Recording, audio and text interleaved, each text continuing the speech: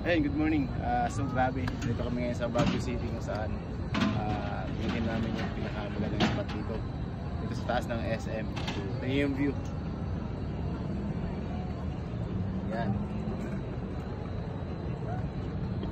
So yan po, sa lahat po ng makapanood ng video na to, ito po yung mga nangyari sa atin ngayon, sa amin ngayon is pleasure po to bilang isang individual na kung titignan natin, ang daming mga turista na pupunta sa lugar na to. Alright, pero syempre thankful tayo kasi isa tayo sa mayroon tayong tinatawag na freedom na makarating po dito dahil po yan sa One of the. So salamat po sa One of the company. Hindi man ito mangyayari kung wala yung company, may-ari syempre. So yun, sabihin na natin na ito maraming nakapunta dito, pero yun nga, isa sa natutunan namin dito yung silang desisyon na nangyari sa amin ngayon. Okay, way back 6 years ago, no, dahil sa desisyon na yun, nakakapunta kami sa iba't ibang lugar. Okay, from ikot ng Pilipinas, same time ng bansa.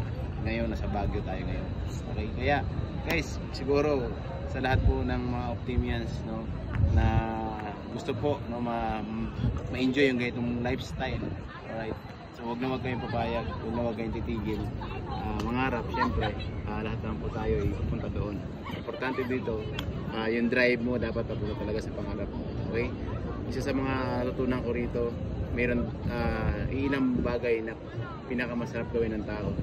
Okay, kumain, mamasyal, pero at enjoy yung lahat ng pinaghirapan niya. Same time, syempre, lahat po ng ito ay magubunga lamang, ay magsimula lamang isang decision. Kaya mag-decide ka saan ka mapapunta. Okay? Kaya maraming salamat po sa lahat. Thank you. To God be the glory.